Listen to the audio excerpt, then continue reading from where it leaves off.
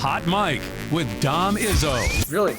Really, Dom? No. I like what Dom's doing. Okay. Dom Izzo. Jeez, come on, Dom. What do you think I am, a magician? Yeah, I'm fired up, Dom. What else could I say? Absolutely. It was great to get on the field, and then Dom came up to me, and I'm trying to walk away from me. I just wanted to enjoy myself out there. Hot Mike. Great job. There's got to be some kind of intelligent question about something. Hot Mike. Hot Mike. On the networks of WDAY. You know, if it's not about sports, I find it very hard to concentrate. Here's Dom Izzo. Dom Izzo.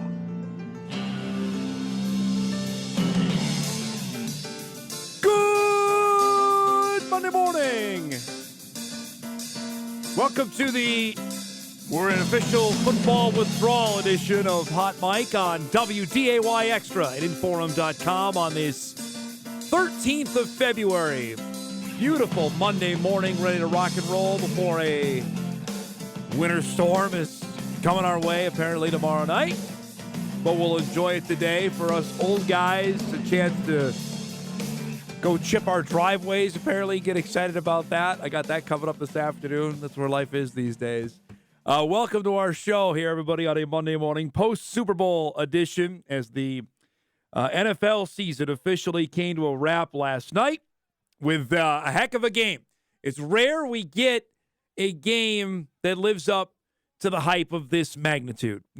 Normally, when you have 2 weeks of build-up, there's nothing that can equal what that would lead up to. And in this instance, as my wife said to me this morning, that was a really good game last night. And she was exactly right. It was a really good game last night. I anticipate when we get the official ratings out later today, could be the highest rated, most viewed Super Bowl in television history, because you had a number of factors heading into it. Namely, it was two dynamite teams. You had known players. You had a fantastic finish. So you had people that would stick around to the bitter end. You had all of that added in, and I would imagine it will probably be that. And you had a game worthwhile of the magnitude of what it was. It was everything and then some. And for the two fan bases, they got to enjoy it. As I mentioned yesterday on Twitter, what must it be like to cheer for a team playing in the ultimate game? For some fan bases, we're just waiting, wondering, hoping that potentially could be one day. And then you see those two teams play last night, both of them fairly young, and you are crashed back to earth saying, boy, it's going to take something else to beat either one of these two teams next season to knock them off or to prevent them from not getting back to the Super Bowl. It really, really will. Let's play this out. There's not a shortage of highlights to show from the game last night, notwithstanding for at least some of us that the turf was again an issue, that the field was. Nothing seemed to be an issue for Jalen Hurts all season. Got the Eagles right down the field after the Chiefs deferred to score to make it 7-0. Then the Chiefs come right back. Eagles scored, excuse me. The Chiefs come right back out of Mahomes to Travis Kelce. And you saw there, he biffed it getting into the end zone to tie it at 7. Hurts had not been great with the deep ball since he got hurt against Chicago. That looked pretty good. 45 yards on the money to A.J. Brown to make it 14-7. Here, though, a game changer. Hurts loses the ball. Nick Bolton scoops and scores from 36 yards out. And the Chiefs have tied it up at 14. That's what you need against a team like Philadelphia, to have a huge defensive play, and they got it there. But the Chiefs couldn't stop Hurts in the first half. They come right back down on a 4-yard touchdown run. It's 21-14 Philly. Right before the half, this we thought was going to be the turning point of the game, and maybe it was still. Mahomes gets brought down here. Nick Edwards makes a great play, and Mahomes is hurt, and it's the same ankle that got, we thought, broken against Jacksonville. There he gets tied up underneath him. The Eagles would add a field goal to go up 24-14 going to halftime. The Chiefs, they'll go right down the field to start the second half. Isaiah Pacheco, talk about him in a second, scores. It's 24-21. Now 27-21. I love this play. Mahomes to Kadarius Toney. Why can't the Giants find players like him? It's 28-27. Look at the route. I love this play design.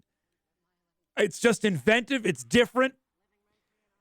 It's 28-27. The Chiefs get a stop, and then Toney makes another play, this time on the punt return. It was a bad punt, too, to the middle of the field, much like we saw in the AFC Championship game against the Bengals. Toney goes down the sideline. It almost seemed like he was just lounging down the sideline before he's brought down to the 5-yard line after some great blocks down the field. And Kansas City is in business. And they take great advantage on 3rd and goal. Another dynamite play call here. Sky Moore goes one way, then reverses direction, and he's wide open to score a touchdown. And it's 35-27, Kansas City. But these are the Eagles, and nobody's really stopped him. Again, Hurts with a perfect deep ball to Devontae Smith. How is the Heisman winner that open? How does he get behind the defense like that? Beautiful throw. And the Eagles are knocking on the door. 2 plays later here, Hurts forces his way into the end zone. Touchdown, his 3rd rushing touchdown of the game. Now, of course, the decision, they got to go for 2. And they do. And why wouldn't you give it to Hurts? He's done everything else. In for the 2-point conversion. We're tied in the Super Bowl with 5 minutes and 15 seconds to go. Can't get much better than that. Howie Roseman pumped up. Who's built this team? Play of the game, one of them right here. Mahomes. Not sure if the ankle's too bad there. Scampers there all the way down to the 15-yard line. Now the clock is an issue because the Chiefs are more than within their power here to wind this down on 3rd and 8. Huge play here. Mahomes trying to get Juju Smith-Schuster in the end zone. James Bradbury, though, is called for a hold. It's the hold that'll be remembered forever in Philadelphia. Greg Olsen, to his credit, said right away he hated the call. You could see right there with the hand on the hip, that was enough, evidently, to get the call. Mahomes thought so. It's a 1st down. The Chiefs are able to whittle the clock down.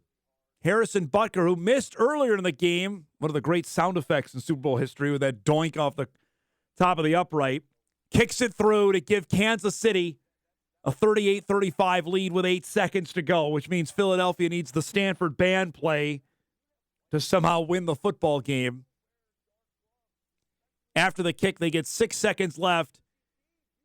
I like this, by the way. The Chiefs had no defensive linemen in the game. It was linebackers and defensive backs. This one comes up way short, and Kansas City wins a 2nd Super Bowl in 4 years, 38-35. Mahomes has a 2nd Super Bowl MVP. Andy Reid has a 2nd Super Bowl championship.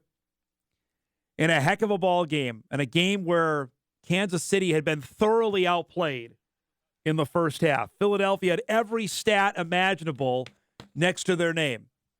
They led in time of possession. They had more plays. They had more yards. Everything you could think of. If you just looked at it blindly without the score and saw more first downs, more yards, more plays. They did have the 1 turnover. You would think that Philadelphia had won the football game, but instead it is Kansas City winning it 38-35. They win their final 8 games of the season. I love that stat to go into the postseason to wrap up the year and have a 2nd Super Bowl championship. Let's hear from, this is Patrick Mahomes after the game last night. I mean, it felt great until I kind of rolled it a little bit. I thought I felt really good, and then that happened, and I had a lot of soreness going through into halftime, and was able to move it around, kind of get taped up a little bit, and go out there in that second half. And it didn't feel good, but I was going to leave it all out there, and I'm glad it was enough for the win. I mean, it's a brand new team. I mean, every Super Bowl is something that you'll have for the rest of your life. I think there's only like 12 guys that were on that team that won that first Super Bowl. It might be a little bit more, but so have a brand new team with a lot of rookies playing that stepped up. I mean, we were down 10 points at halftime to probably the best team in the NFL all year long, and they're known for getting ahead of teams and kind of finishing the game off. And for those guys to step up and make those plays in that second half, man, just speaks to the hard work they put in every single day. And luckily, a lot of those guys are young, so we'll have a lot of those guys back next year. It's hard, man. It hasn't even sank in, I don't think, even yet. I mean, I appreciate it because of the failures. I mean, the failure of losing the Super Bowl and losing the AFC Championship game, it gives you a greater appreciation to be standing here as a champion. Luckily, I'm going to Disneyland now, so I have Disney World and Disneyland crossed off, and I'll have to make some more parks so I can go around everywhere and do a world tour. Oh, what it must be like to be that young man. And I say young because the rest of the AFC, as I speculated during the game against Cincinnati, who's beating these guys? It took for just not an unreal game from Joe Burrow to beat them in the AFC Championship last year. It took an amazing defense in the Super Bowl the year prior to that from Tampa to thoroughly fluster Mahomes. And look what Kansas City goes and does. They completely renovate their offensive line, and they were awesome last night. It'll get lost in the conversation of Mahomes and Tony and Andy Reid, but the Chiefs' O-line shut down the Eagles. The Eagles' defensive line, all we had heard all playoff long, and rightfully so, how good they are, they got nothing on Mahomes last night. Even with a bum ankle, they still really didn't get to him last night. And this goes to show for fans of all other teams about especially with a high-priced quarterback, of how to build your roster. I'm looking at you, Minnesota Vikings, and several other teams, look at what Kansas City did to build, especially with their most recent draft, the 2022 draft, of how they hit home run after home run. Trent McDuffie, their first-round pick, starter. Yeah, he got burned on the A.J. Brown touchdown. He's been good all year. Cornerbacks get burned. He's been great. Sky Moore scored a touchdown in the Super Bowl, their second-round pick. Darian Kennard, tackle, really good player. Jalen Watson you saw out there in the 7th round, a starter at defensive back. Isaiah Pacheco, running back, 7th round, the 251st overall pick out of Rutgers. Obviously, Brett Veach, the general manager, Andy Reid saw something out of him that as a stud. And I understand for you fantasy nerds that you had Pacheco on your roster all year. Great. For the rest of us that aren't super nerdy on that, a great find. And that's how you build this for the long term. All those guys are on rookie deals, so they're cheap. And now you are poised you've paid Mahomes. You traded his best player. They traded Tyreek Hill. Right? And they still end up winning the Super Bowl. Now, to that point, my last thing on this before we set up the show, because it has now become the most annoying thing in sports when a team wins and immediately after they say, well, nobody believed in us. What? Who said Kansas City couldn't win the Super Bowl? Honestly, even when they traded Tyreek Hill, was that a thing? I mean, I ingest probably way too much sports television than most, okay? I didn't hear that. Apparently, former Jet great Bart Scott said that on ESPN before the season started. Okay, great. I mean, the no one believes in us deal when you are one of the favorites is preposterous. And I'll even look in our own backyard because that's happened. The Bison football team has said that several times. Excuse me. Like when I've heard it, they even said it to me when the Bison beat James Madison the first time in Frisco. Yeah, James Madison was picked to win. JMU had won whatever it was, 26 games in a row coming into that championship game. but it wasn't out of the possibility that NDSU could win the game. So after the game, well, nobody believed in us. No, what? No, come on. Nobody gave us a chance. Stop it. All right? Because you just sound dumb when you say that. It's the most preposterous thing out there. So if there's anything I could say out of the game, it is that. We stop that with the no one believed in us. I think the Astros did the same thing. They won 109 games or whatever they did. Come on. You know what? Nobody believes in you. Like if you're an 8 seed and you end up winning the whole thing. Yes, nobody would have believed in you to do that. Right? Or if you're a 15 seed and you win the NCAA basketball tournament. Yes, that would be nobody believing in you. St. Peter's last year making it to the Elite Eight. Yes, nobody believed that to happen. Nobody would believe they would beat Kentucky in the first round. Okay? Kansas City winning the Super Bowl with Patrick Mahomes. I think that was within the realm of possibility that could happen. So if we have anything out of this, stop that. Like this year, when we get to the NBA Finals, and if Golden State, who's a 7 seed, right, and they end up winning it, yes, you can't say that. You're Golden State. You have Steph Curry. You have Draymond Green. You have Klay Thompson. Stop it. It makes you sound dumb. My personal opinion there. We got plenty more on the Super Bowl we'll get to throughout our show. Today is a busy Monday, Overreaction Monday, a lot of football chatter. Jeff Kolpack with us right off the airplane, joining us from the Waste Management Open. He was out there, of course, Super Bowl, and out in Scottsdale, of course, at the TPC. We'll get his breakdown of that. We'll show you what happened with that final round, if you didn't watch that, coming up in just a few minutes. At 10 o'clock, Jason Simpfenderfer will join us, Beulah's athletic director, also assistant football coach, so we'll tap in his football mind of what he saw in the game last night. Also, he was on the focus group that submitted the original 3-class basketball plan.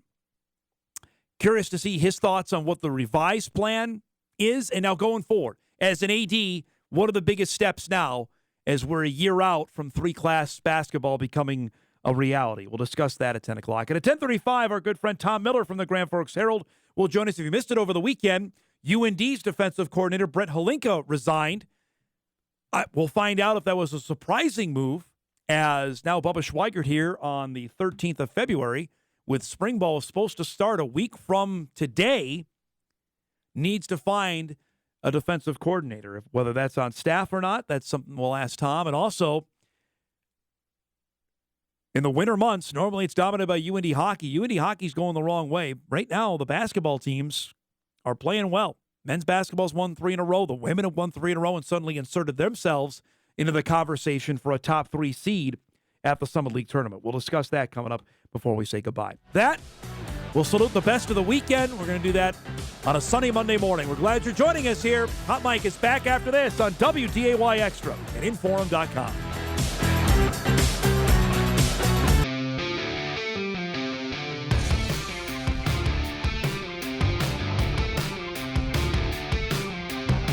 Hey, don't forget, our final Game of the Week broadcast comes up tomorrow night.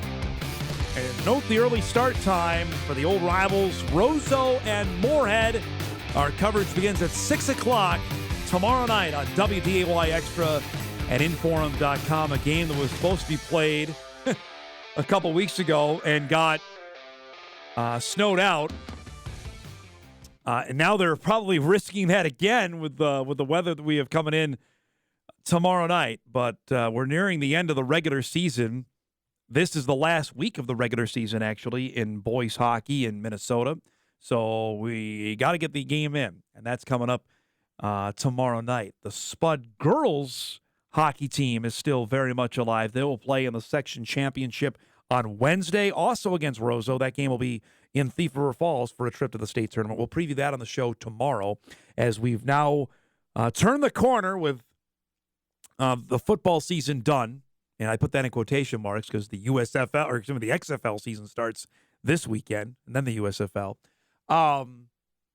we are now smack dab in a tournament season. The state wrestling tournament begins on Thursday at the Fargo Dome. We've got EDC hockey tournament, WDA hockey tournament will begin tomorrow. So we have reached that time of the year, folks. The next 5 to 6 weeks be filled with tournaments up and down, and we'll sample them all, I would imagine, here on Hot Mic and be live at a few of them as well over the next 6 to 7 weeks. Excited about that. All right, it is Monday at 9:20 or a little later. We do our best of the weekend. And we'll start with those Spud girls hockey team, coached by Ryan Kraft. On Saturday, they played in the section semifinal against Brainerd. Tight game. Had a couple of chances early on. Trying to break through. Here they get a penalty called. They take advantage on the power play. Bria Holm with a tremendous shot up to the top corner. Moorhead would end up beating Brainerd. 2-rip. Holm had both goals in the game to send Moorhead on to the section championship, which will be played Wednesday night, as I mentioned, in Thief River Falls. The Spuds have not been to the state hockey tournament in girls hockey in 16 years. So potential for them to get through on Wednesday, as again, we'll preview that coming up tomorrow on the show. Ryan Kraft will join us. Slowly and steadily, that program, which not that long ago was bad. I think they won 2 to 3 games. And now here they are for the second year in a row playing in the section championship game. They've got some really, really good players over there. Some that are going to play Division I hockey as well. Congrats to them. And we'll see what happens if they can end the drought and get through Roseau. That game on the girls' side coming up Wednesday to go to state. If you missed it Friday night here on Extra, we had the Bison wrestling team in action in their next to last duel of the season against Oklahoma. Again, it's Oklahoma. You don't get that team in Fargo. I don't care what sport it is. You don't get them in Fargo all that often. So it was a cool environment, good crowd at the Shack on Friday night. The Bison had won their first couple weights. At 184, DJ Parker decided to hulk out and do this on Micah Moore, his opponent, with the body slam takedown, and then wraps it up in style with the pin. This was the final match before the intermission on Friday. Moore was just trying, as I mentioned, to extend the match, and he got pinned right there. That was probably one of the more electric parts of the night. The Bison beat Oklahoma 21-12 on Friday. In the process, they have stayed alive for a conference championship. Now, they need some help. Iowa State and Missouri will wrestle on Wednesday. And the Bison need Missouri to beat Iowa State in that match. Because right now the Bison have one loss in Big 12 play. That was to Missouri to start the season. The Bison have South Dakota State on Sunday. You'll see that here on Extra, Sunday at 2 o'clock from the BBF also. And the old Benson Bunker Fieldhouse will have the match for you on Sunday afternoon. But there's a chance, an outside chance, to win the conference championship.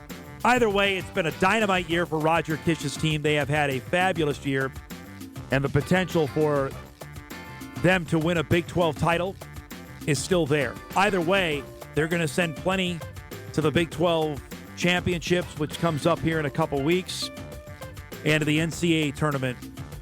Jared Franek, the West Fargo kid, has got a real chance, folks, to be on the podium.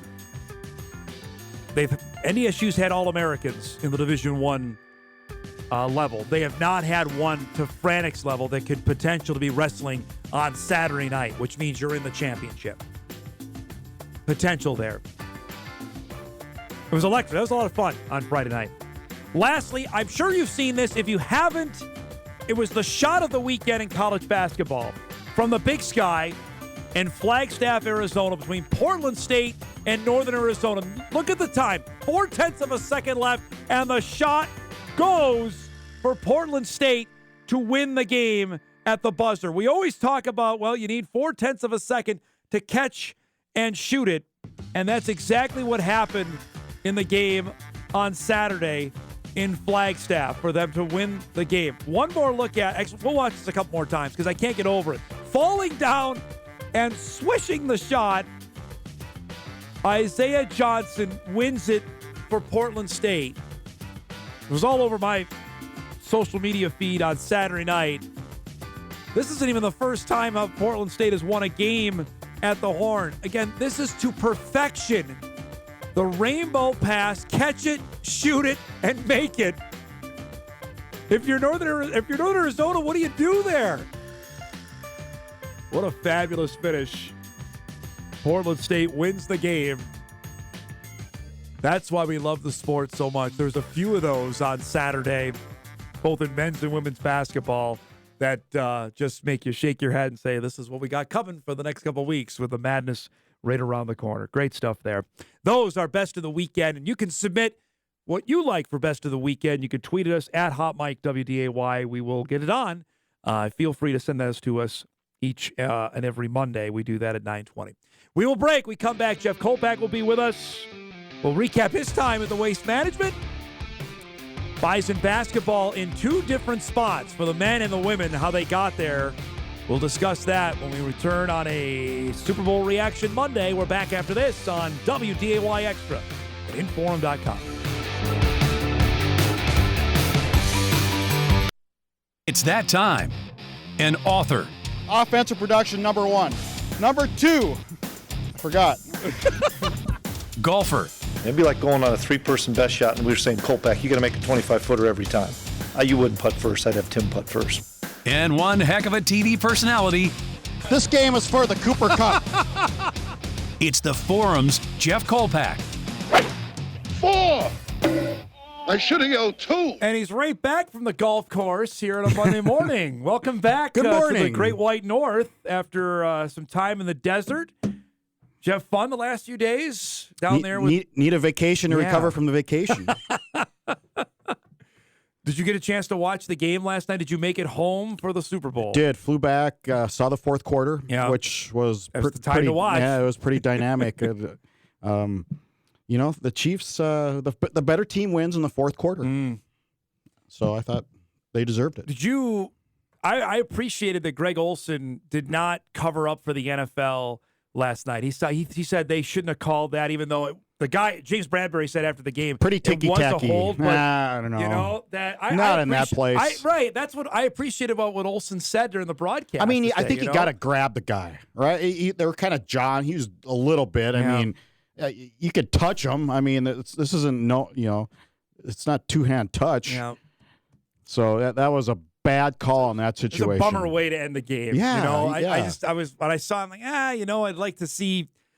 I don't want to see it end that way. Although I will say, and it's funny, here we are, what are we now, 11 years later from Jet McKinnon, who ran all up and down the Fargo Dome, seeing him do that in the Super Bowl last night. That's a pretty cool deal. Heads up play there that he could, the Eagles wanted him to score, and he goes down at the 2-yard line. That was impressive, too. Obviously something they discussed and they practice and they do that situation. To me, that is similar to if you're up 3, okay, and you're on defense in the last 5 seconds, and Tim Miles and I have gone back and forth on this about for 15 years, that I would foul. Yeah. I'd take my chance. Kids are too good at the three-pointer. Don't give them a chance to tie. You know what? The Bison South Dakota game, they could have done that. I thought late in that game. They were down. The Coyotes were down 3. NDSU opted not to foul. USD made a 3 and went to overtime. I mean, I see it all the time. You know? I'd rather put the person at the line, man or woman. I'd rather put the player at the line, make one, then get the rebound and score. To me, that's a lot tougher deal and more steps than just trying to defend the 3-point. There we go. There's my coaching philosophy. By the way, I got a chuckle out of hearing the complaints about the surface, the playing surface of the Super Bowl last night. Made me immediately think of what's happened down in Frisco, Texas. And I was part of a text chain on that, which I know somebody in the business very well, and he said he thought it was black mold pretty common in when you're growing grass like that in a situation like that. And he went on exactly why. But they wheel it out. Like they wheeled that playing surface in a few days ago. I don't know how that keeps happening there. Yeah, I don't know. Because that's been an issue down at that particular stadium now for the last couple times they played down there. Yeah, so he called it black mold. Black mold, huh? Interesting. That's wild. All right. We have not shown the highlights yet of the final round of yesterday's Waste Management Open, which you did not. Did you see it? Did you see it on TV or did you hear about it? A little bit in the airport, and I was trying to follow as close as I could. So we can play the highlight. First off, the opening shot here of the highlights just shows exactly this amount of people is just crazy there. And speaking of crazy is what Scotty Scheffler is, because he was fantastic again yesterday. Is that the eagle? Yeah, that was an eagle putt that he made there that pretty much cemented it. This at 16, would they have booed him? See where that red line? That's where I was. Third floor. So would they have booed him here because he missed the green? Now, this is late in the golf tournament. Oh, here. yes. Because that was not a good shot there, but anybody that doesn't make the green gets booed. Yeah. He got up and down, though, because this is why he's the best player in the world right now, because he drills a putt there. That kept him in the lead. Nick Taylor, the Canadian, was hot on his heels. He was shot for shot, actually, with him. This he needed. Ooh, pushed it. Just missed it there at 16. And if you thought that was like the most brutal putt he'd have of the day, it got worse, because this one at 17, this one, I don't know how this doesn't go in. Like, seriously, that's a round. I didn't see that. Round and out. Not meant to be. No, because he had a chance there. I think he rimmed another Scheffler putt, thought too. he was in, too. Scheffler thought he made that one, and then he makes the birdie at 17, ends up winning the golf tournament for the second year in a row. I mean, he is humming right now. But just from your time there, and I'll have to find the video here, send the guys from when Hoagie played on Thursday and Friday. What was the experience like? Was it live up to the hype? Well, it was certainly a bucket list event, and we got in the suite on 16. On Thursday, on you were Thursday. there for the first round, yeah. Yeah, it was delayed 2 hours because of frost, of course. But, so, it's just one big major cocktail party. You know what is hilarious? Is those marshals that hold up the quiet sign. Do they not do that? What's the point? What is the point? Like, nobody shuts up. It's just one big buzzing hum, and then when you don't hit the green, they boo. Yeah. I saw a couple chip-ins, which was crazy. Crazy, I imagine, right? Yeah, so Tom got holes in one, though. Tom got off to he was delayed by a start, which I think turned out to be a good thing because he had food poisoning on Wednesday. So on 11, we followed him for a few holes. On 11, which was his second hole of the day, he's sitting down before the tee shot in a chair, and I go, that's weird. And I finally talked to one of his friends who we were walking along with. He said, yeah, I had food poisoning. Oh, boy. And pretty bad. And so he thought maybe he would – that played to his advantage. He played 10 holes, was able to get another night of sleep, and came back and he had an eagle, but then just couldn't finish off, and maybe he just wore out. I mean, when food poisoning takes it hard out on the man. body. There's no doubt. But we followed it, and then we went into 16, back to our spot, and watched him play there. Go ahead and play the video, guys. Yeah, let's hear it here, because we have the video of him playing the 16th hole on. This is on Thursday. So the day you were there, which was it got. By the way, I love the fact that Shooter McGavin was there, but this is late in the day, and it's still packed there. Oh, yeah. Nobody leaves. Did they boo him on because he missed the green here? He did not hit the green. Nah, that was close enough. Okay. Yeah, it wasn't anything major. This is a nice up and down, though, he got. Oh, it was a tough spot, too, because he had to go over that ridge there, and then ends up making the putt. Yeah. Do we have that after he made the putt, what he did after that? No. So, no, we didn't have that. Tell us about that. A lot of the peanut gallery is wanting for the ball. Hey, throws the ball, you know. So Tom sinks his putt and then throws overhand at the crowd. The ball doesn't get above the wall, ricochets back. He goes over there, picks it up, and tries to underhand it over. I don't know if Shooter was there. No. Still doesn't make it, and he's like doing this to the crowd, like, I'm sorry. What we see on TV is pretty close to actually how it is. It is. How wild a scene. Yeah, and we were, I don't want to give the impression, we were pretty tame because we wanted to enjoy the experience. Yeah, absolutely. And you could have cocktailed up all you want all day. And I'm sure there were doing that. Oh, yeah. Know? You see people that just, but we wanted to follow Tom, and I didn't want, we didn't want to be those guys. So we were pretty mellow. And it was just fun watching that event. It's so different than any. You don't who's at golf tournaments. No. But they actually, that's the part, like you mentioned about the marshals trying to have them be quiet. They don't discourage loud, rancorous behavior. That's the complete opposite of what a golf course is. Tony Finau almost made his tee shot when we were there early in the day. It was like this. I mean, from a right hole in one. Oh, yeah. Okay. People are getting ready to throw beer. And I would have thrown it because, you know, it's a sweet and it's not like you're paying for it. Yeah. Well, you are, but you're not. And so I'm not. And so he's that close. And he gets up to tap it in and he's going like this to the crowd. Come on, let's hear it. Right as he's tapping That's it so in. Wild. What time do they let people in? And like, are they 6:30. running? Okay, and then are they they're running lining into up. their spot? Yeah, I saw a video. They're lining up like at 1 a.m. That's crazy. This is for the general admission. Yes, not correct. Us. Right. This is the general admission and the youngins, right? Yeah. And they're running, and you're going. That's a tough run because you're going from the entrance and you're going up. Incline. And you better be in shape if you're going to get there first. Wow, I got tired walking it. And now they go from that to the pristine of Riviera Country Club for the Genesis Invitational, which Hoagie's playing that, and Tiger Woods is going to be back for that, right? Yeah. I mean, that's about A to Z for good for the PGA that. Tour for recognizing this. It's a once in a deal. You can't do Once this a year. every week, right? Yeah, and congrats to the PGA Tour for recognizing the fact that they can do something different in this one instance, and that's fine. He made $3.6 million for winning that yesterday. That's all right. That's a big purse, $20 million purse. They've jumped that up because the combat, what Liv is doing out there. He earned 500 FedEx Cup points for that as well. So we'll see. This was the stretch where Hoagie played really well last year. He's not done that. He played just okay at Pebble and obviously missed the cut at the Waste Management. So we'll see how he does.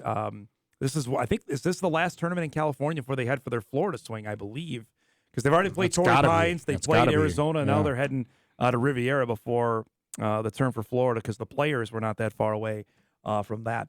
Let's break. We come back. We'll chat some Summit League hoops. Also some football news as UND's lost a defensive coordinator. Means both NDSU and UND with new D coordinators for the 2023 football season. We'll do that. Back with Jeff Kolpack on a Monday morning right after this. I think just like Dom's outfit, they're not always pretty. Sometimes they're really ugly. My goodness. Oh. I have no idea what I did to this man. He literally comes on my show every week. He throws shade at me all the time. Live broadcast. That was Saturday afternoon. That is tremendous. Tremendous. I was looking good on Saturday. I'm going to tell you that right now. My wife liked my outfit, so that's all that matters. And he just goes on statewide TV and just... No offense. Blows it up. I'm 50-50 with your outfits. The feeling's mutual. There's no doubt about that.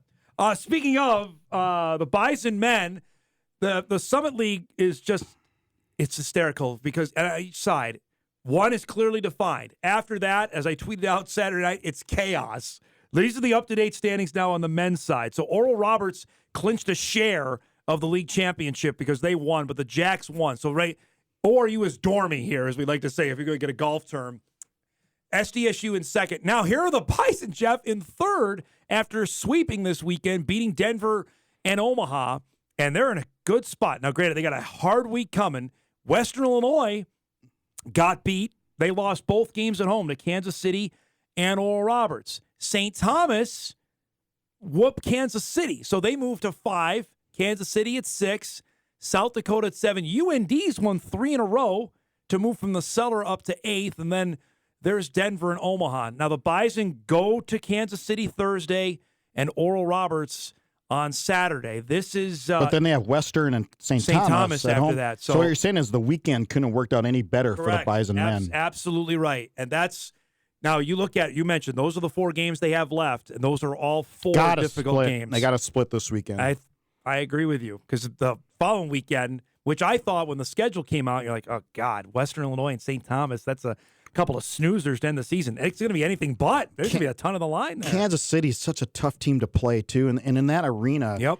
And I mentioned this on Twitter, and I don't know why more coaches don't complain, but the video board is right behind the backboard. Yep. So when you're shooting from the wing, you're shooting right into the lights of the video board, which are right behind the glass backboard. It's a great advantage for the home team, apparently. So that, but maybe it's only on you know. When the visiting team is going that way? Yeah. I don't know if it'll matter because Oral Roberts is that good, but all it takes is one. It's that one matchup down there. But if you're NDSU, you're in prime. You stay in that 2 or 3 spot. You get you as far away from Oral Roberts as possible to get you a potential to get to Tuesday night. And if you can get to Tuesday night, you never know the pressure of the situation. Right. Maybe Oral Roberts is so veteran. I mean, like I said 2 weeks ago on this show, they're older than some NBA teams, it feels like. Greg Steeman and I were having the discussion during the basketball broadcast on Saturday about Player of the Year. And it would be easy to give it to Asmus, and I think rightfully so. If they go undefeated, he's their best player, that you got to reward that. But Grant Nelson's got to be in the conversation. He nearly had a triple-double on Saturday. I think it was 13 points, 11 rebounds, 8 assists. And I asked Richmond about that in the post-game press conference. Like, is this more impressive than what he did? We put up 36, and he said in a lot of ways, yeah. I mean, he was doing everything. That, to me, is Player of the Year worthy of what we've seen there. And he's doing that. He's not taking 30 shots a game with NBA scouts and attendance and all the NBA attention. So I think that's got to factor in the unselfish nature of what he's done. After the NBA talk has come out, I don't know if some kids would start, okay, I need to score 25, and maybe I'll be in the conversation for a draft pick. The national attention will pick up. Dave told me after the game that he was on the phone on Friday night for about a half hour with Seth Davis from CBS Sports and The Athletic. There's a story coming this week on Grant, so it's only going to get bigger between now and March. Here's my final argument on Player of the Year. If you take Asmus off Oral Roberts, they're still really good. Not maybe unbeatable, but they're really good. If you take Nelson off the Bison, how many games do they win? Oh, yeah. Right? I mean, isn't that the end of the conversation to me? The most valuable player is what? The most valuable player to your team in a league situation.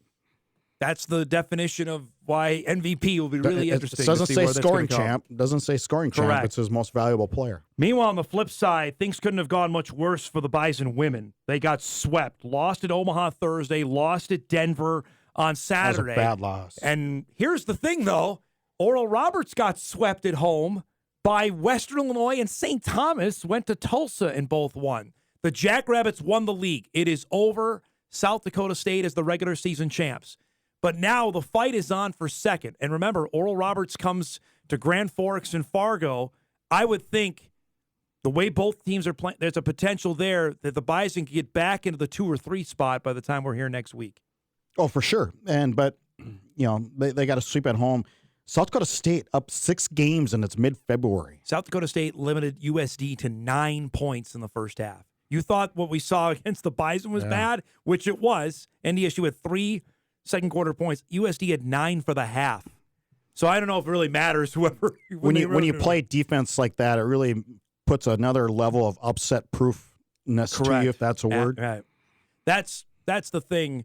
To me, this is the latest bracketology that came out today, which they have the Jacks as a 12 seed. That to me seems really low to me. And the Jacks have got a couple of ranked wins. Like they beat Kansas State, they beat Louisville. Those are good wins. It makes their loss at Montana really bizarre early in the year. Yep. They lose to Eastern and Montana or something like that? I think so. Yeah, it's bizarre there. So I don't know. We'll see. But for Jordy Collins' team is trending in the wrong way here. They've lost 3 straight. Now they've got Kansas City and ORU coming up at home this week. So it's an opportunity to get right. But right now, I don't know. Sign of a young team, maybe? Maybe. Those are 2 games you got to split. You got to get one of those 2, especially because they handled both those teams when they were here. But Jordy's told me this throughout the year. Teams are playing awesome at home, and they're not really winning on the road outside of SDSU. And that bore out, I think it's apples and oranges. We've been talking about the 2-3 seed for an hour here, it feels like. And I think the Bison, I don't think it matters in the women. I think South Dakota State. I think you're exactly right. I won't argue that. But 2 or 3 in the men's side, maybe you got an outside chance if ORU has a down day, down night. Might matter there either. I know, but I think it's more likely that could happen. This is Joe Lenardi's bracketology, which again has Oral Roberts as a 12 seed on the men's side. I think there's a possibility. If ORU finishes the regular season unbeaten and somehow what you just said happens, they get beat, I still think ORU gets into the tournament. I think who are their they will. non-conference? Are you a 2-bid league? I think no way. I think there's a potential for that. Dreaming. Probably, but when is it going to happen for the Summit League? If not now, if you have a team that's unbeaten in the regular season, they don't care. They don't. But if not now, when? That's why they're going to go to 96 some odd teams because they can get more Power 5 Never be a teams 2-bid league. Never.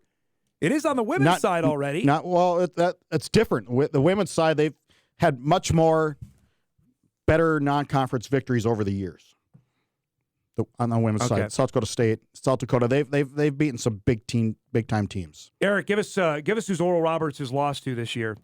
Houston, who was number 3 at the time. Okay. St. Mary's, New Mexico.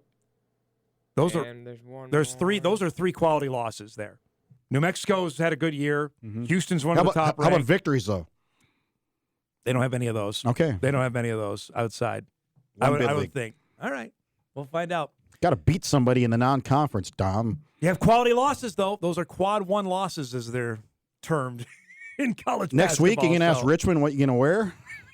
You gonna FaceTime them and go, what do you think of this? Can I wear this? We're not on speaking terms till Wednesday right now. So I'm after that shot, we're not talking right now. So can we play that again? No, believe me, it'll get plenty of airtime this week. Good to have you back. Thanks for being. I'm sure you're thrilled to be back. Really happy to be back. Thanks for coming by this morning. Jeff Kolpack joins us each and every Monday. We'll take a break. We'll start hour 2 on the Super Bowl reaction Monday edition of Hot Mike. We'll do it right after this on WDAY Extra at InForum.com. Stop. Dave, a battle till the final minutes. What was the turning point in the second half? I think just like Dom's outfit, they're not always pretty. Sometimes they're really ugly. Hot Mike on the networks of WDAY. Here's Dom Izzo. Welcome back, everybody, on a Monday morning edition of Hot Mike, WDAY Extra, InForum.com, Super Bowl reaction Monday. Now the clock has officially started for 2023. You saw during the game yesterday, the NFL Network reported that Derek Carr would reject any trade to the Saints. He's going to be a free agent, so now the Raiders will release him, and now there's another guy into the mix for quarterback-needy teams. Looking at you, New York. What are we doing? Let's see what's going to happen here over the next few weeks. The interesting on Carr, if they release him, he can sign whenever. Doesn't have to wait till free agency starts, which is, of course, the middle of next month. So, as somebody was saying to me, well, football season's over, right? You got to withdraw. No, it never really ends. It just doesn't. We talked about that with college football after the Bison season got done. It just doesn't. Actually, some of the more interesting stuff happens now when the games aren't happening, which I'm sure is going to be the case over the next 5 or 6 months before we're back talking about training camp and season getting going. As we mentioned last week, the huge talker that we had on our show and everyone else I'm sure was chatting about was the official passage of 3-class basketball for implementation in North Dakota to begin next season. A year from now, we'll be getting ready for the first of 3 state class basketball tournaments, AA, A, and B. I'm super pumped to have our next guest back with us. He was on the focus group that got really the ball started on this, and his school is directly affected because they're moving up from Class B to the new Class A. Beulah Athletic Director Jason Simpfenderfer is good enough to get up with us here on this Monday. You are a football coach, so I'll ask you, just taking in last night, what stood out to you about watching the Super Bowl last night? I thought it was a tale of two halves, obviously. Yeah. Philadelphia looked unbelievable in the first half. That strip sack was huge.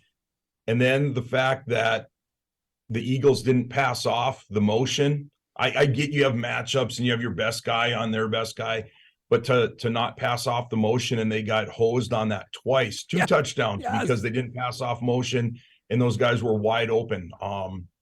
You hate to see that in high school football, so I can't imagine how crazy it's going in NFL. But I thought it was a great game.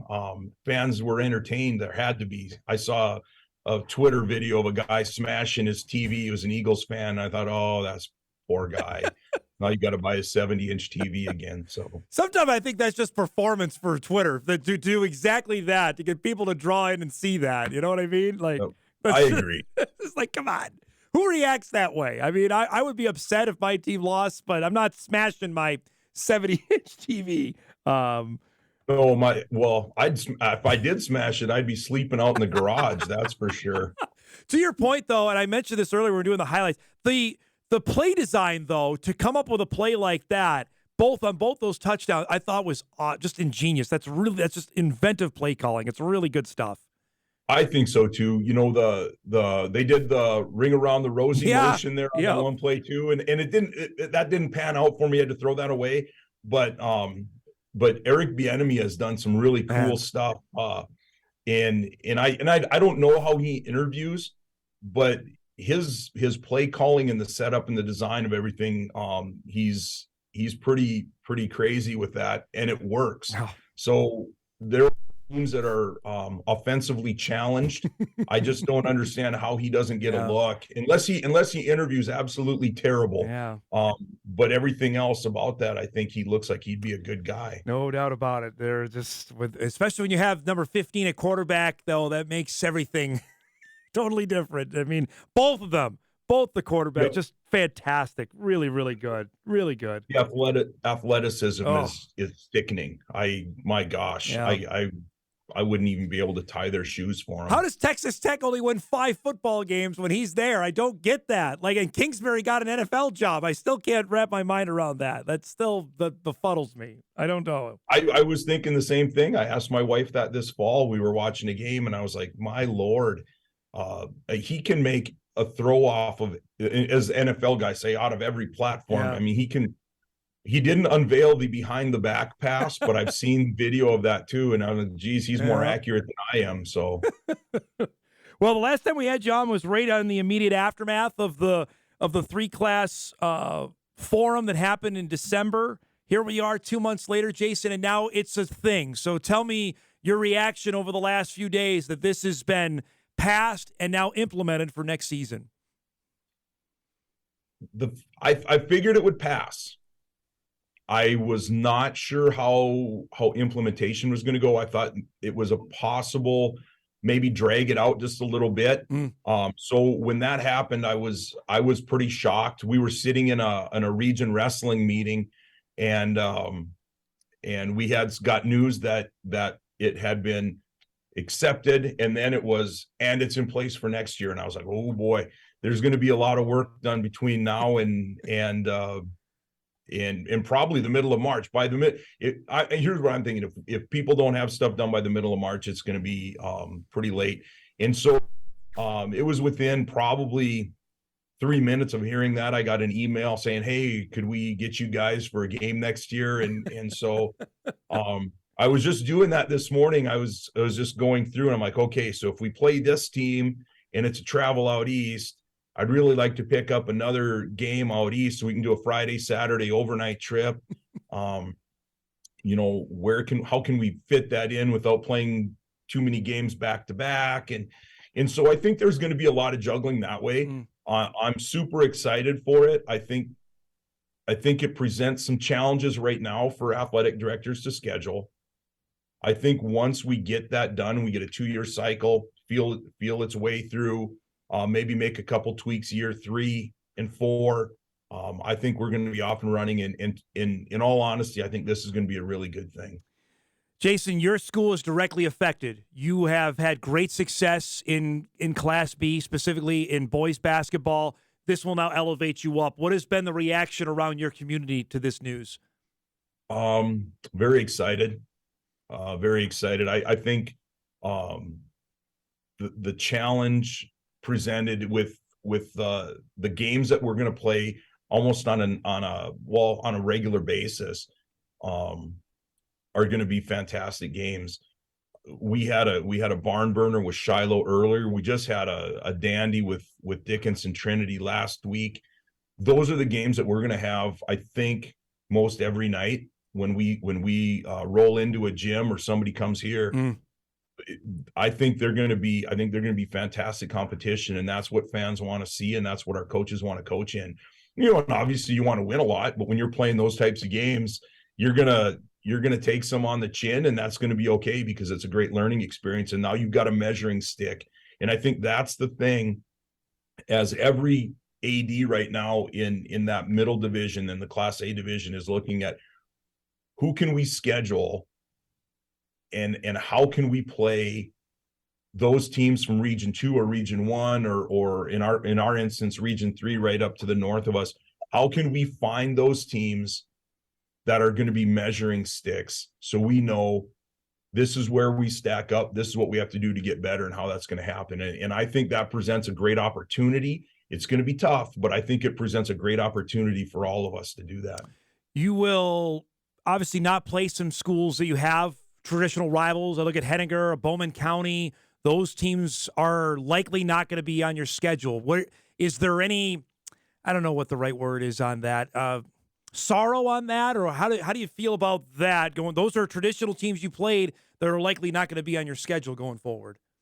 Yeah, I think of that. I think we've had good games with them, and sometimes I think of a school like for Richard and Taylor. Mm-hmm. They're right down the road. That's a short drive for us, and they haven't had the success lately, and so I feel bad about that.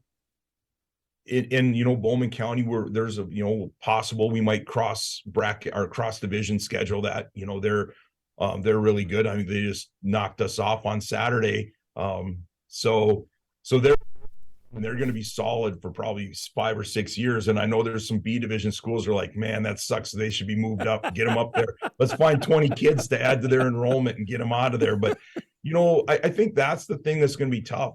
Boys wise, we're going to look to schedule almost exclusively A division teams. Mm-hmm. Girls, I think we're going to try to cross division stuff because we've got some great competition there as well. Just to the east of us, and Washburn's is up and coming.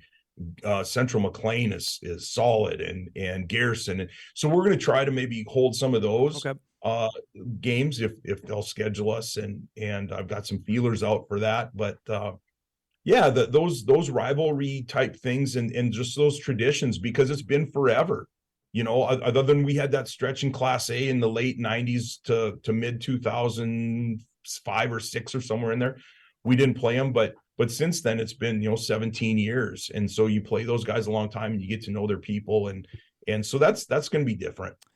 When you saw the revised plan after the one that you guys had worked on forever as part of the focus group, was there anything that stuck out? Say, you know what, man, why didn't we think of that? Or was there anything that's like, boy, that would have been nice if we would have come up with that? Yeah, we had talked about. I don't know if it's like reclassification or competition committee, whatever that phrasing that the Activity Association has. Yeah, we could discuss something like that. And then I look at, and again, the elephant in the room was obviously that dang multiplier. Yep. And the intent was to maybe get teams that would play at where their competition level seemed to be.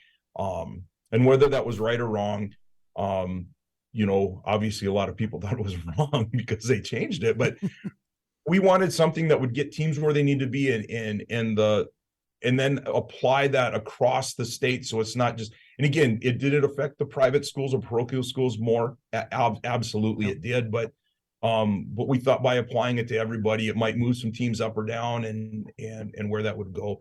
So I really like how the Activity Association came up with a solution to that. I think it's palatable to the parochial schools. I think it works for some of the other ones as well that had a little heartburn over it. So I really like that. Again, we sat and we had talked about, wow, if you could just make a team, go where they belong, but how do you come up with the phrasing for that? So I think they did a good job. And I actually emailed Matt Fetch and some of the board members there and told them I thought that they had come up with a great plan, revision. And I think it's going to be good going forward. Is there an item in this that we haven't talked about enough, or on the public, our show, that it's something that I know the reclassification one is certainly one that I know will get more attention as we go forward. But is there another item in this that, boy, this is going to be either a challenge or really interesting that's not getting enough attention right now? You know, I do think this. I think I think I'm the one who brought up when we met the first time about not playing like a super AB, then the super double A, and then the super AB, and having opposite side of the state, opposite tournaments. And my thought would be, because I was thinking, well, how could this make money for the state? Was let's get a bidding war between WDAY and KFYR and or ABC, NBC, and see who wants to outbid each other for their tournament that they want to host on TV. And that was my thought. I thought that'll be just like the Final Four, March Madness, all that crazy stuff. And but I think that could be a challenge for you. And I don't know if Stacey Anderson's listening in or watching, but I'm sure he's excited about that. I think logistically that's going to be kind of a bugger for you guys to get, and then again to get the broadcast talent to be able to be in two different places and in two different teams of camera operators and the whole works. And I know that crew, a lot of those guys are Fargo Dome broadcast Bison games and do that. And my son has high praise for him as he works there as a part-time gig. But I think that's going to be the big thing going forward, is how is that logistically going to play out? I've heard some people see or stuff about, well, Jamestown Civic Center, that's a terrible venue. And I, maybe in the past, but I know they're working on, they've got a plan in place to upgrade their facility and do some things to make it a little better venue for that. And I think some of those are, there's going to have to be a little give and take, and we'll figure all that out as we go. It's not going to be perfect right away, but I think, you guys as professionals will get that figured out. It is a challenge. I think we're all looking forward to at least trying it, see what happens, and go from there. I would tell you that there's a lot of people excited about it, and also there's some pitfalls. And I think I was talking about this on the air last week, that there are going to be differences for how people are used to watching it, regardless of whatever channel it's on. If it's us or somebody else, if there are tournaments going at the same time, it's going to make people choose. And some they're not like you and I that could watch on their phone and on their TV, or watch on their phone and be there. Some are just used to one. That's going to be different. That's not on us. That's on the high school association for choosing to put both at the same time. Because you and I have had this discussion, like that last weekend in March is just sitting there for somebody to use, and nobody wants to use it right now. Yeah, I agree. I think there's going to be, and I don't want to sound like I'm a spring chicken, obviously, but there are some elderly people in the state that don't use technology particularly well, and there's young people as well. Yep. I see that a lot, but I think that's going to be a challenge, and I think there's going to be some people who are not happy right away, and they're going to be calling just like they do every Bison game. How come it's not on WDAY? Well, it's because it's on ESPN, and that's the way it works. Yep. So I think there will be some people that will probably have a little backlash, but again, as for the sport of basketball, in my opinion, I think it makes it a better experience. And again, like you said, I think there are some pitfalls, but I think in the end, it's going to be a great product. I've had people say this to me. I'm sure you've heard it. Oh, they've ruined the Class B. The Class B isn't going to be what it was. I would argue, Jason, it hasn't been that way for the last handful of years since we've been doing it for 10 years. It hasn't been that way in 10 years that I've seen it. What do you say to that argument?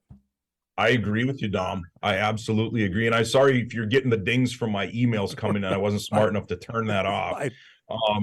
But I agree. And I read Mike McFeely's article on InForum, and I would say the same thing. It used to be, if it was at Minot State, prior to remodeling, when there were more seats available. Right. I remember when that place was jam packed to the rafters, literally up the tops of the Fargo or of the MSU Dome, and it's not that. It is not that. There are empty seats there right now.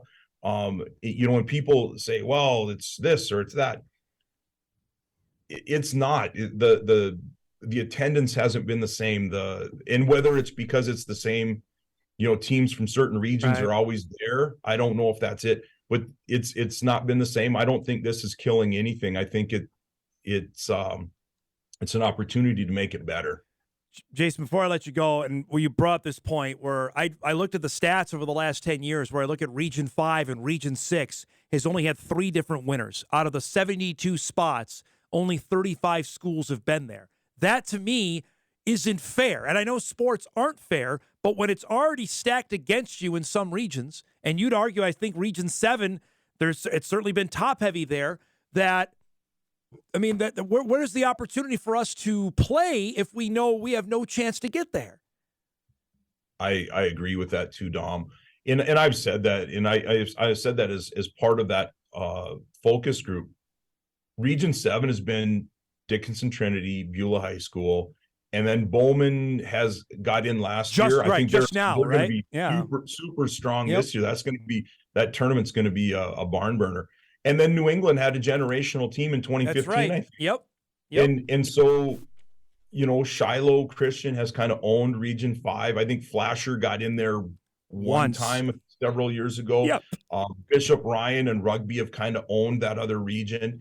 So I look at that and I just think, if you know that that's going to be what your end game is you're going to play them and you're going to get smoked by 30, it's just not fun. Yeah. And I do think this allows the opportunity for teams to experience that. And I've heard people say, well, it's watering it down. Is this a participation trophy thing? No, in my opinion, it's not. There's a difference between participation trophy and between having a third-class basketball where teams actually have a chance to compete against teams that are of their like size and like school and like talent. And I think that's what we've created across the state. I think this is going to be good for basketball. And the naysayers, if they don't like it, stay home. Don't watch. Yeah. Great to see you, man. Thanks so much for the time, and we'll catch up, I'm sure, as we get down the tournament road, okay? Absolutely. Good talking to you, Dom. Thanks for having me. And by the way, post some more pictures of you as a child with your Jets gear on. That's awesome. Thanks for the time, man. Good to see you. All right. Thanks. Jason Simpfenderfer, Beulah Athletic Director, joining us here on this Monday morning. And he breaks some great points. And on the TV side of things, I will tell you again, and we talked about this last week, it is a large challenge, one that already, literally, the conversations have already started upstairs on it. One that I'm sure will, as we get to this time next year, people are like, wait a minute, there's games going on at the same time and not everything's on WDAY. Yep, that's going to be the case. And I could already tell from some feedback we've gotten from other tournaments that this will be loud is probably the best way to describe it. I'm not sure how that will go over, but this is what has been handed to us, and I would argue vociferously against, well, let Beck do it, or let K-Fire do it, or let some. No, it's ours. We have the rights to it. We're going to do it, and this is how we're going to do it. And I have not heard any complaints from the State High School Association on it. I haven't. I would think I would. I hear every other complaint, television, streaming-wise, that gets to my email or my Twitter account, so I would think I would have heard that. We're doing things that have never been done before. We did that with Class A quarterfinals. We did it with hockey quarterfinals. We did it with girls semifinals. None of those things were televised before we started doing it. Here's another one, and we're going to hit this one out of the park. I'm confident about that. We're way overdue for a break. We'll take one now. Tom Miller's coming up at the bottom of the hour. Give us the UND football and hoops update. We'll do that on this Monday morning right after this on WDAY Extra, InForum.com.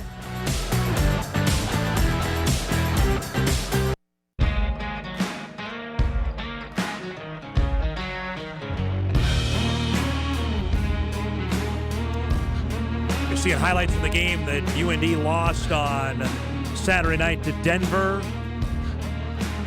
Tough times for the Fighting Hawk hockey team right now. They got swept at Denver over the weekend. Lots more coming here on Hot Mic. We'll chat some UND football. Basketball teams are playing better as well as we roll on a Monday morning edition of Hot Mic. We'll be back after this on WDAY Extra, InForum.com.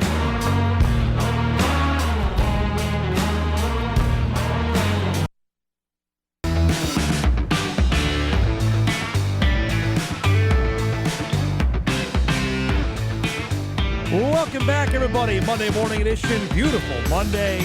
Looks like the weather's going the other direction, at least for a little bit, or the middle part of this week. I just got an email from the Twins about their spring training TV schedule. So come on, it's coming. At least I'm going to go back out and chip more of my driveway. It's just a great thing to do. Get it out of there. Means that spring is right around the corner. Which probably means the football season never ends, which is true. It's coming right back up. Lots to chat about with our next guest on both the UND football side of things, basketball as well, as we welcome back our good friend Tom Miller from the Grand Forks Herald to join us, who actually was at the game of the week in boys Class B basketball. And Thompson on Saturday night, you saw 4 wins in Thompson, 1 versus 3 in the state. The gym was packed. 4 wins was actually down by double digits, which never happens. That was a great environment. It looked awesome on Saturday. Yeah, it was cool to see some of the better Class B athletes in our area. You know, Thompson's got the Jake Starcevic, and 4 wins has got Dang Dang and Left Bear, and so I've written about him enough. I need to see him in person a little bit. I'm interested, Tom, from your neck of the woods, the reaction about 3 classes, because Thompson's right in there that's going to be affected. They're moving up. 4 wins is also moving up. We had Rick Smith on the show last week. What have you heard around Grand Forks area about how this is going to change things? Yeah, I think the smaller you are, the more excited you are. I talk to folks in Walhalla or Can-Do. Yep. They're excited for the change. You start talking to maybe Thompson and Hillsborough, and they were a little more hopeful that they could get an extra year to wrap their heads around it. I don't know what there's some scheduling issues that they need to kind of come to grips with, but I think if you're in that lowest tier, you were excited. If you're in that middle tier, maybe apprehensive a little bit. Although Devil's Lake on the high end of that middle tier was a little mixed feelings. Especially I talked to girls basketball coach Justin Klein, and they've competed so well that yes. It's a weird feeling to go into that middle class. But right now they're going through a stretch where you're understanding why they can't year in year out compete at that highest level. Well, it's funny because the boys basketball team was at the Shack on Saturday, obviously, to see Grant Nelson play. They had just played Cheyenne, and I was visiting with some of them, and when they're having a great year, they're right in the hunt for a top 4 on the boys' side in the EDC. But again, goes to your point, how often can they do that?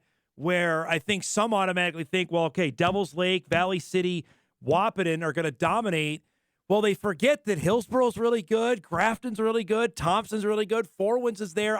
It's not a rubber stamp that those Class A teams moving down are just going to boat race everybody, at least in my mind.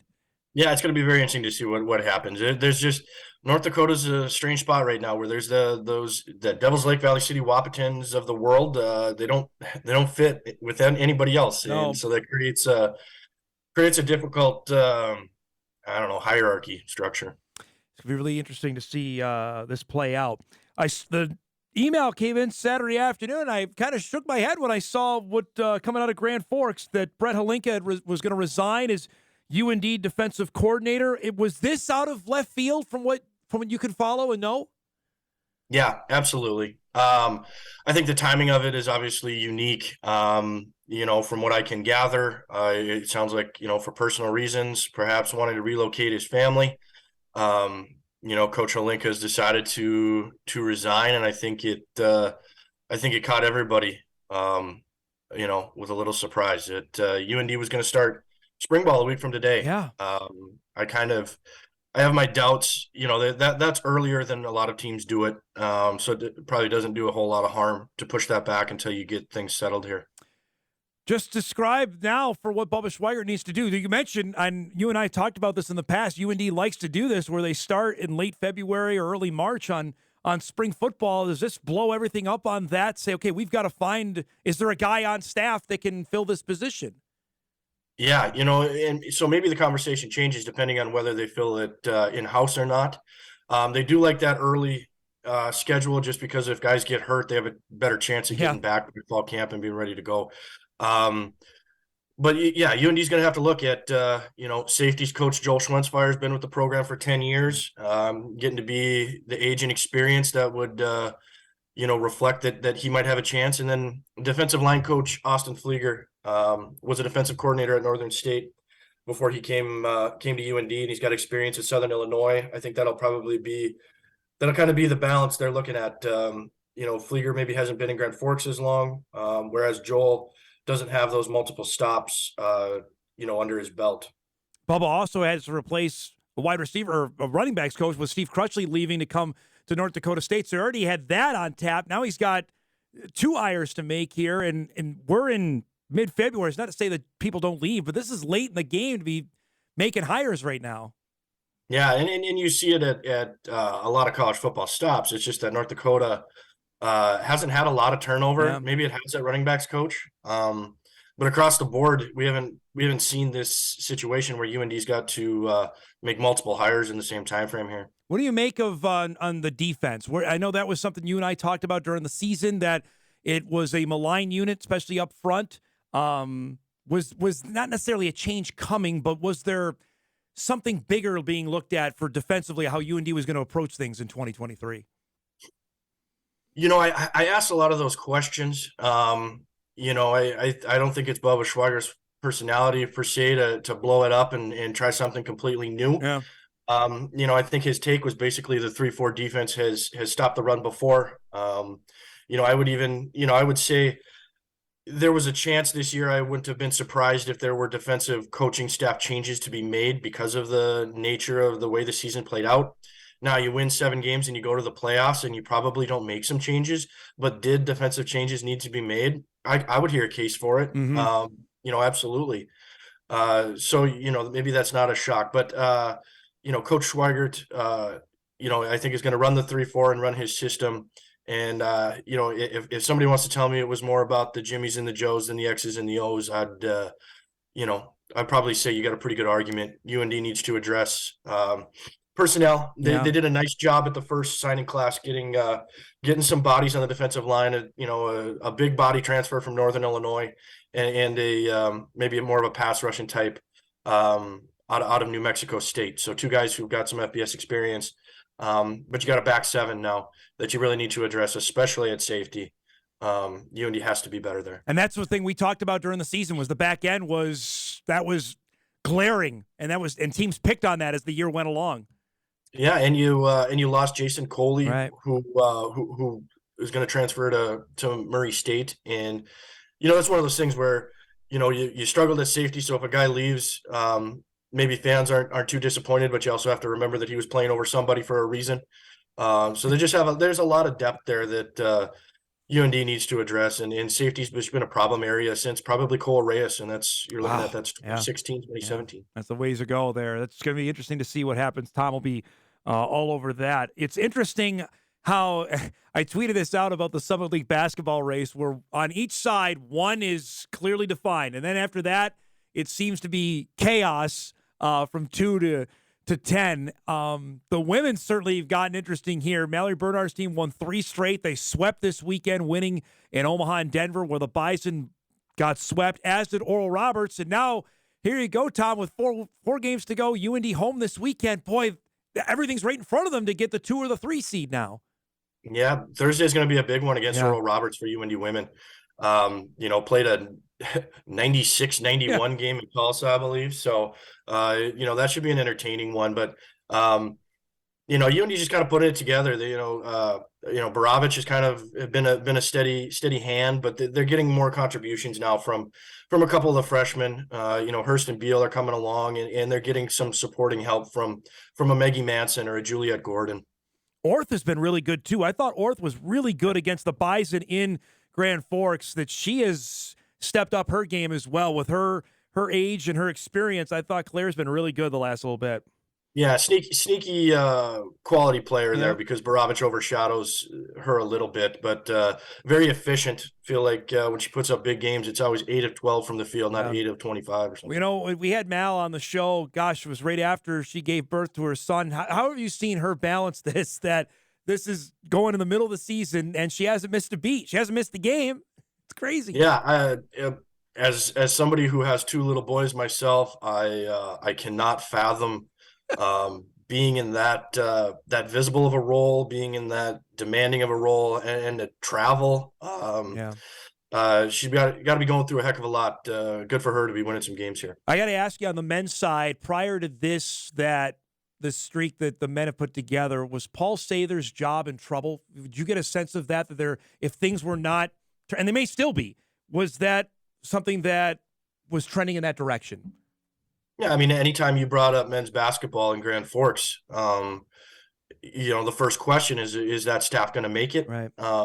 Was his seat legitimately hot from within the walls of Hislop Sports Center? I don't know that. But it certainly made sense, right? Like, we're in year 3 or 4 here, and the rebuild is still trying to get off the ground. Yeah. Some of those things have been within their control, and some haven't been within their control. Is this little snippet of positivity, is that enough to give this staff a little more room to try to build this year in Grand Forks? I think it could be.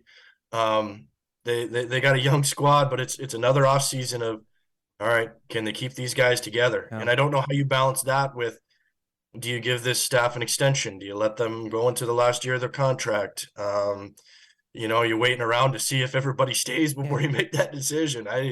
That would be a challenging decision to make. Oh, I look at it. It's not recruiting wise, Sather's got the last 2 Summit League freshmen of the year to come to Grand Forks. Now it's a matter, I know, of keeping them there, but it's not about getting the guys there. It's about keeping them and that's not a UND issue. That's an everywhere issue, in my mind. Yeah.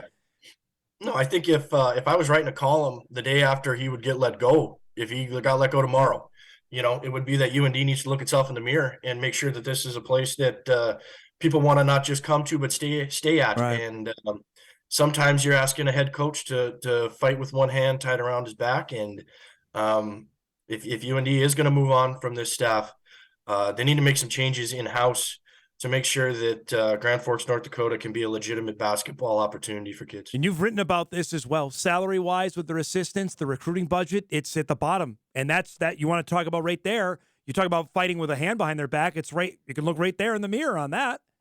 Yeah, and it has improved from Brian Jones to Paul Sather, but it's clearly not where it should be. The Betty is a flawed facility, yep. And UND's doing some nice things to make up some ground. Changes there, with some of the facilities they've been building here or plan to build or are asking the city council for a tax break to build. But I think there's some movement in the right direction. But if it were up to me, I'd like to see some changes made to the Betty, because it's just not an ideal setup for a college basketball program. What would be your first thing? It's just off the top of your head. What would you do with the Betty? Oh, walkability. Yeah. I hate the Betty's walkability. Yeah. I mean, you can't get around the place. Nope. You gotta.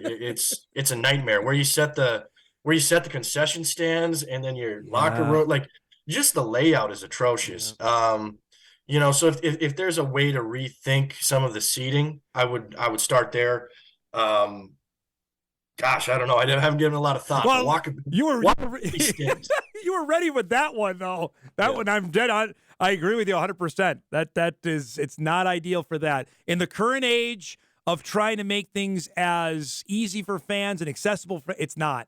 It just isn't right now. I agree with you there. And you're sharing the facility too far. You Correct. need a nice practice facility would be right up there at 1B. It's great to see you, man. Thanks so much for the time. We'll have you back on again soon, okay? Absolutely. Good to chat with you, Dom. Thanks, bud. Tom Miller from the Grand Forks Herald does an awesome job covering UND football and men's and women's hoops. And we mentioned big weekend on the basketball front for the women, as they'll have Oral Roberts Thursday in Kansas City on Saturday. Lo and behold, we're here at the end of the show. We'll take our final break, come back, put a bow on things, and get you ready for a busy Sports Monday. We will do that when Hot Mike wraps after this on WDAY Extra. at InForum.com.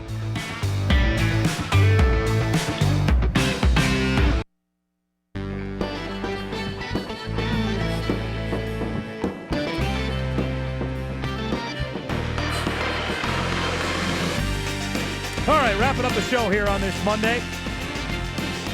Just got an email in here from the WAC. Really, this is a bad situation. I don't know if you guys saw this over the weekend. New Mexico State's men's basketball team has suspended operations for the remainder of the season. That is in linking to several hazing incidents that have gone on with the men's basketball team. And now they're done. They're not playing the rest of their season. That was a decision by the school.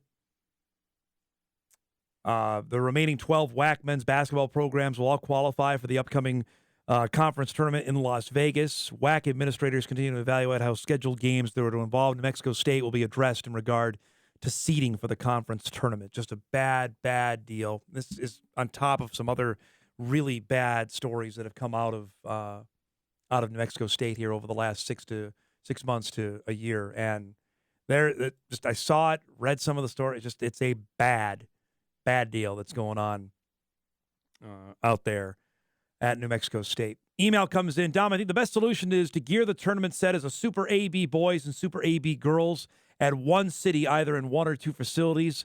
This works similar to the current Super A. It works well for media because of past experience. It would help stop the decline in attendance of the current Class B tournaments by now having 16 teams come to town. Matt Fetch actually addressed that. The issue is, of course, with that, you're housing 16 teams, unlike the Super A, where, let's just say in Fargo this year, you'll have Davies, Cheyenne, North. Those teams are already at home. You know, the Grand Forks teams will bus back and forth, which is a whole other issue. So basically all your housing are the Bismarck teams, Dickinson, Mandan, Minot.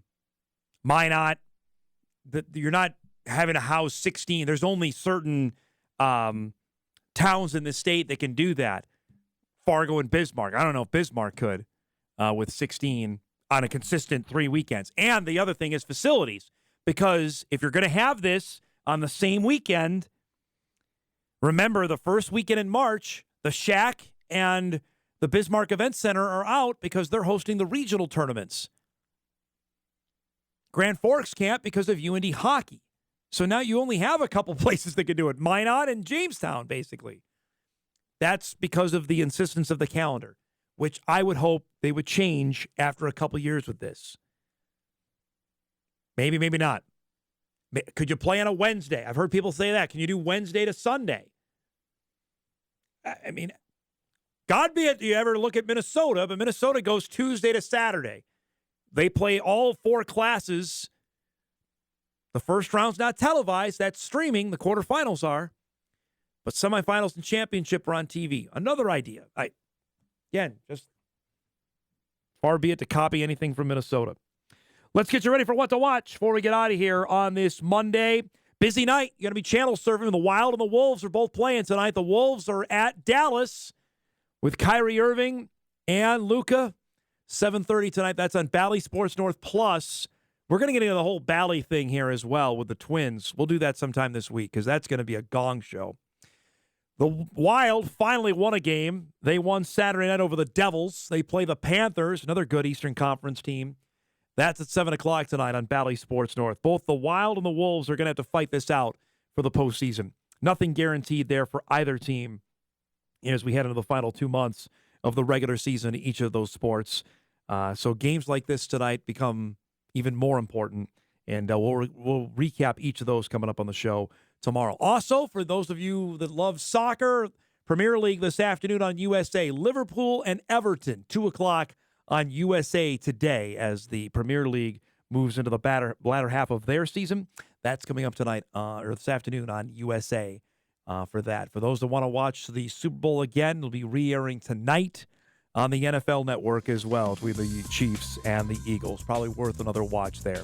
Thanks to our guests today, to Jeff Kolpack, Jason Simpfenderfer, and Tom Miller. If you missed any of our program, you can podcast it later today at InForum.com. Everybody get out there and enjoy the 40-degree weather. Shirt sleeves for Chip and Ice. We'll be back with you tomorrow here on Hot Mike on WDAY Extra and InForum.com. Have a great Monday, everybody. We'll see you tomorrow.